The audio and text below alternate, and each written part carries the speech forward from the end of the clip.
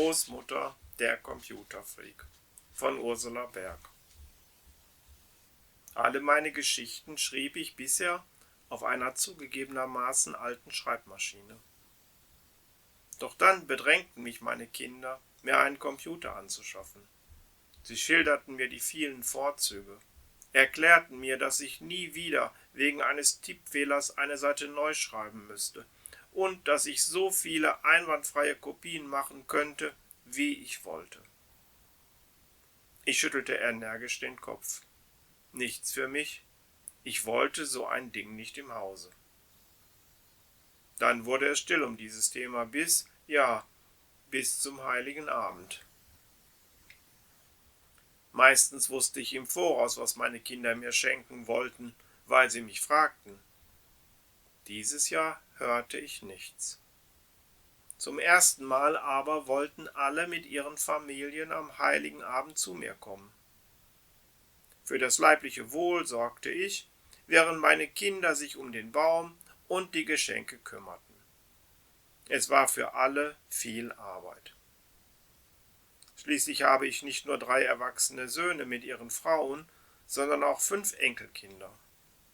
Tagelang summte es im Haus wie in einem Bienenkorb. Es war herrlich. Dann kam der heilige Abend, die Bescherung. Unter einem wunderschön geschmückten Weihnachtsbaum lagen viele kleine und große, liebevoll verpackte Geschenke.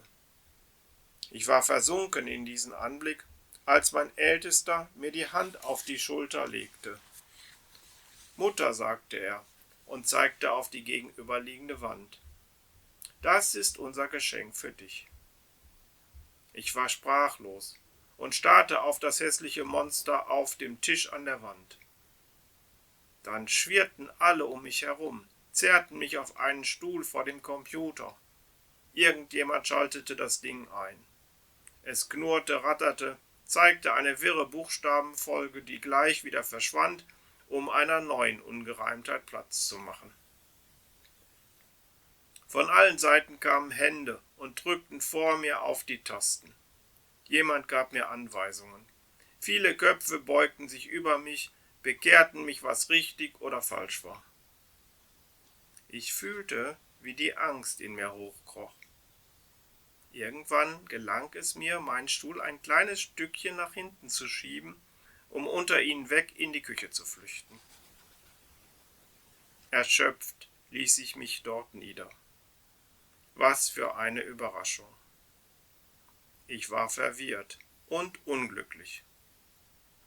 Was sollte ich mit einem Computer?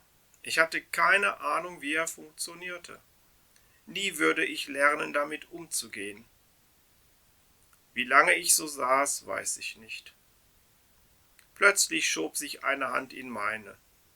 Ich blickte auf, in das Gesicht meines jüngsten Enkels Michael. Mit seinen 12 Jahren wirkte er schon recht erwachsen. »Du musst dich nicht fürchten, Großmutter. Das ist alles ganz einfach. Ich werde es dir erklären, wenn alle weg sind.« Tapfer lächelte ich. Ich war zwar nicht überzeugt, wollte mich aber nicht so gehen lassen. »Also komm«, sagte ich, nahm seine Hand und wir gesellten uns wieder zu den anderen. So ungewöhnlich wie das Weihnachtsfest verlaufen war, so anders wurde auch der Silvesterabend. Michael wollte bei mir übernachten, weil seine Eltern ausgingen.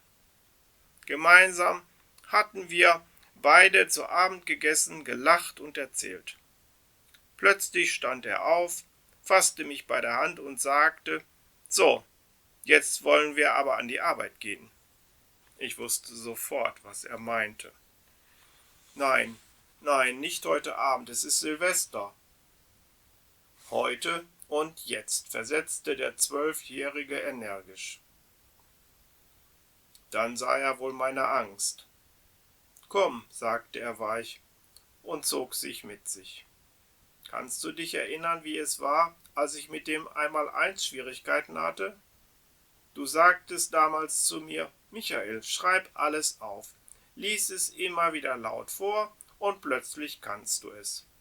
Genauso machen wir es mit dem Computer. Ich sage dir, was zu tun ist, du schreibst es auf und lernst es später auswendig. Ich schrieb und schrieb, lernte zuerst Rechner, Monitor und Drucker aus- und einzuschalten, begriff, was die einzelnen Tasten bedeuteten und fand bald Spaß daran, dem Computer Befehle zu geben, die er prompt ausführte. Als ich aufgeschrieben hatte, wie Texte gesichert und auf Diskette gespeichert werden, ertönten Böllerschüsse. Mitternacht. Ich stand auf, nahm meinen Enkel in die Arme und wir wünschten uns ein gutes neues Jahr. Eine Woche später zeigte ich freudestrahlend meiner Familie meine erste, selbst ausgedruckte Geschichte. Ich erwähnte ausdrücklich, welche große Hilfe Michael gewesen war. Sein Vater klopfte ihm stolz auf die Schulter. »Das hast du gut gemacht.« Michael lächelte milde. »Halb so schlimm«, wehrte er ab. »Großmutter gehört eben zu den Spätentwicklern. Und mein Lehrer sagt immer, mit denen muss man Geduld haben.« Ich wünsche Ihnen eine gesegnete Adventszeit. Andreas Würzinger.